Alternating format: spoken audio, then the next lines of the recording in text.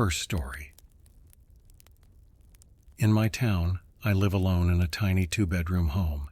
It's a little peaceful suburban community outside of a major metropolis. For the past few years, I've had a difficult time dating and have been in some terrible relationships. I tried to take a year off from dating in order to concentrate on myself. For the most part, this did make me feel better, but it wasn't helpful for everything. Even though this was only a few months ago, it still deeply disturbs me. I'd like to thank the sponsor of today's video first, before delving deeper into this tale. A turn-based fantasy role-playing game for smartphones, Raid Shadow Legends features over 700 different customizable champions for you to gather and use in combat, to pass the time or engage in competitive games with millions of other players worldwide. This is the ideal game to play leisurely. I'll present my top 4 champs to you. Ruel the Huntmaster is my all-time favorite because of his superb animations and graphics. Gorlos Helma is the next, and he is fully equipped to handle faction wars. Next comes Helior, who is not only my greatest defensive champion, but also has amazing looks. Lastly, I utilize Hopefories the Tusked as my support champion due to his enormous health pool, which allows him to stay in fights for extended periods of time. A Dragon Egg hunt in Raid, which is exclusively open to new players, is currently taking place. It offers the possibility to win fantastic in-game prizes or even real-world prizes like Amazon gift cards worth up to $20,000. Special promo codes are still available to current players, but they expire on May 15th, so sign up as soon as possible to maximize your chances of winning some incredible rewards. It's entirely free to play and offers a plethora of stuff to discover, including monthly upgrades and the addition of new champions. I highly recommend giving Raid Shadow Legends a try. If you're new, utilize my link or scan the QR code to receive a complimentary starter pack. Again, I would like to thank Raid Shadow Legends for supporting this video. Let us return to the narrative now. One evening after I got home from work, everything began. As I was getting dressed for work upstairs, there was a knock on the door. After getting ready, I went to the front door and peered through the spy hole, but there was nobody there. There was still nobody there when I opened the door and poked my head outside to look around. Close the door, it occurred to me. Either someone had the wrong house or it was just a joke. I forgot about it as I went about my night, but when I awoke the following morning, there was another knock on the door. I remained in bed because it was 6 in the morning, which was a little earlier than I had wanted to get up. I checked to see if there had been a box delivered about an hour later, but nothing had. That's when I started to get nervous, knowing that someone was seemingly randomly banging on my door at different hours of the day. Prior to starting work, I double-checked that everything was locked up. When I mentioned the weird knocking to a couple of my co-workers, they all appeared to find it incredibly unsettling, but no one had any suggestions for what to do. That evening, I drove down my neighborhood road, feeling even more apprehensive about leaving work. I was afraid the knocking would get worse or possibly stop altogether, so there was a part of me that didn't even want to go home. However, I noticed a figure waiting at my front door when I pulled up in front of my house. Midway through the driveway, I came to a stop. As soon as they heard my brake slide, the person fled. They ran out into the woods, going around one of my neighbor's houses and down the sidewalk. I was too afraid to exit my automobile, so I stayed there. To put it briefly, I called the police and an officer arrived to speak with me. But nothing could be done until the person's identity could be ascertained, and they had not yet committed any wrongdoing. I don't feel any safer now that the police has departed. I never saw anyone standing by my house during those 2 days, and there were no further knocks on my door. Then, on a Wednesday evening, I left work at 7 o'clock, parked it in my garage, and entered. I immediately went upstairs to get dressed before coming back downstairs to prepare dinner. I was about 10 or 15 feet away from a man who was seated at the kitchen table when I turned on the hallway light. He had already turned to face me, and I knew at that moment that he was the man from the previous year. He appeared emotionless and lifeless on the inside. I didn't know what to do because I was so afraid. I was motionless as I stood in the corridor, but he requested me calmly to join him at the table. He stated all he wanted to do was talk to me and ask for my pardon. I knew he was highly unstable from our brief 1-month relationship last year, and it was the main factor in our breakup. Throughout his entire speech, which seemed to have been memorized, I was trying to come up with a safe way out of this situation.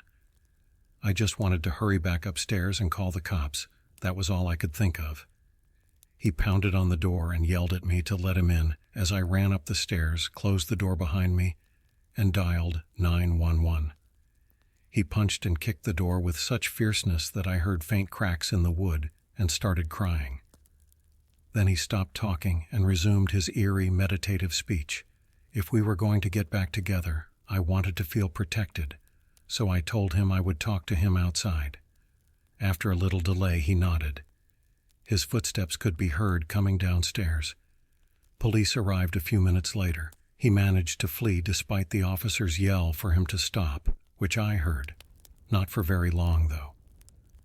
A day later, they took him into custody at his apartment.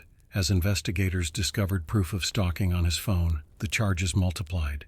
He had taken hundreds of photos of my house, including me walking home from work, checking the mail, and even peering into my living room through the windows.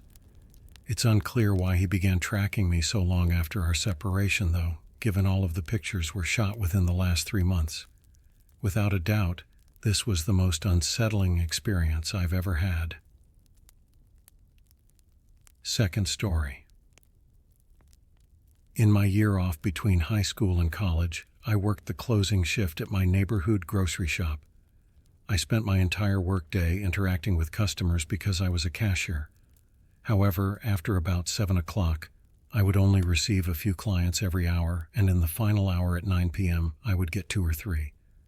After that, I had certain tasks to complete, including restocking the bags and wiping down the counters, and I would always leave the store about 10:15 at night. I would always be the only one leaving at that time of night, since the lead, who worked in the front end or cashier department with me, had to stay a little later to empty the registers and count the money. I clocked out of work one day after a routine shift and made my way to my car in the parking lot. The few coworkers that remained in the parking lot had the only cars in the lot since it was late. But there was a car parked directly beside mine with its headlights on. I hurried to get in my car after walking over to it, but I couldn't resist taking a brief glance to see who it was. I looked up and saw that the man in the automobile was staring at me. I quickly moved my gaze forward, but since I knew he was probably still staring at me, I believe it just made things more strange. I shifted the vehicle into drive and left. I took up the man in the parking lot to one of the store managers the following day. They denied my request to see if they had employed a new person for nocturnal stalking. We both laughed when I brought up the strange encounter in the parking lot, assuming it was just a coincidence that someone was parked there. The following day, I worked the closing shift again, but the day after that, I was off. Up until 8, everything was typical and good. I was kind of just staring off into the store since I hadn't had a customer in 15 minutes when I noticed the man wandering around. He was wandering aimlessly up and down the aisles with nothing in his hands and no cart or basket. I saw him look over at me multiple times once I started to notice. Even though I was attempting to be covert, I felt like I looked weird for staring at him, so I moved my eyes and tried not to look creepy. I had a glimpse of the man a few minutes later. He was on the aisle, exactly opposite my checkout lane. When I turned to look, I saw that the man was staring at me with his head turned, facing the shelves. That's when I knew it was the same man I'd seen a few days earlier in the parking lot, both his face and his eyes. I looked away after feeling a chilly surge, but I could still see him standing there in the corner of my eye. When he eventually did leave the aisle, I lost sight of him and the store afterwards. He would have to come to my register if he needed to make any purchases because I was the only cashier. By 9 o'clock, I was positive he had to have departed by 9:30. After serving one more client, it was time to begin packing up, After restocking the bags at each station and shutting off the register, I asked my lead if they needed any assistance. They replied no, and I was free to leave, so I did. As usual, the parking lot was largely deserted, and I was happy that no one had parked beside my vehicle. I crossed the lot methodically until I was suddenly dazzled by a ray of light. The bright headlights of someone turned on directly in front of me. The sound of the automobile starting up and speeding toward me made me quicken my pace. The other car was approaching me when I arrived at my car, and I got inside just in time to see it suddenly break right in front of me. My heart was pounding. A man got out and ran up to my door while I hurried to start my car and lock the doors. He gave the handle a rough tug in an attempt to pry it open. He hurried and tested the rear door as well, but he soon returned to his car and drove off. I was shocked and appalled. I wasn't sure I could even drive because my hands were so unsteady. I thought the man was definitely the same one I'd seen looking at me, so I called the police straight immediately. However, the case rapidly became stale because none of the surveillance cameras could clearly show the man's face or license plate. Though I haven't seen him since, I left the grocery store shortly afterward, since I was still seeing terrifying flashes every time I left work at night. Telltale 3. I'm a male student at a big institution who is 22 years old. Because I'm not a particularly communicative person, I've always had trouble in relationships. I started using Tinder in my junior year of college in the hopes of having better success with dating. It was easier to me to use the app than to approach individuals and strike up a conversation, even though I knew it wasn't the best way to meet people. However, a few weeks later, something extremely odd began to appear. Something I never would have thought would happen to me. For the first week or two, everything proceeded as predicted. I spoke and matched with a few girls, but none of them, and I felt really suited. I then paired with Natalia, a girl.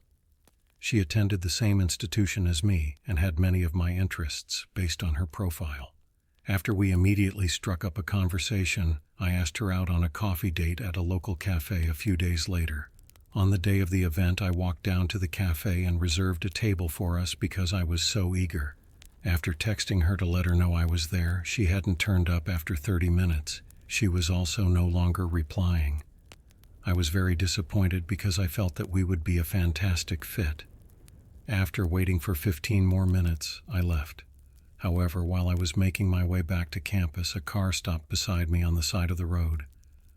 I heard a man cry out to me as he rolled down the window. "Hey, you need a ride back to campus?" I said. "No thanks," and carried on my way. Before I could even get my head around it, the guy drove off. Why would someone approach a stranger strolling by and ask if they needed a ride? What's even more unsettling is that I was walking back to campus. How did he know? Even though I reasoned that he might have assumed I was a college student because I was walking toward the university, it was still an odd experience. I returned to my dorm room and stopped using Tinder for the day. I prepared some dinner, unwinded, and made an effort not to let it bother me.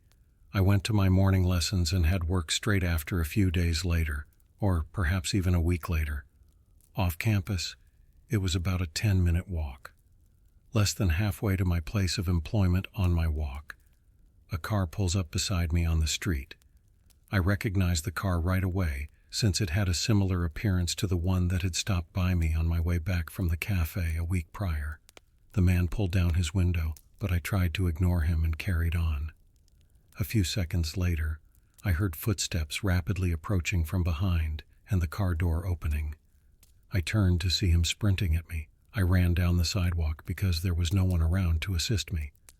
I was rushing with adrenaline, not even that I can recall ever being out of breath. He eventually gave up trying to find me and turned around to get into his car.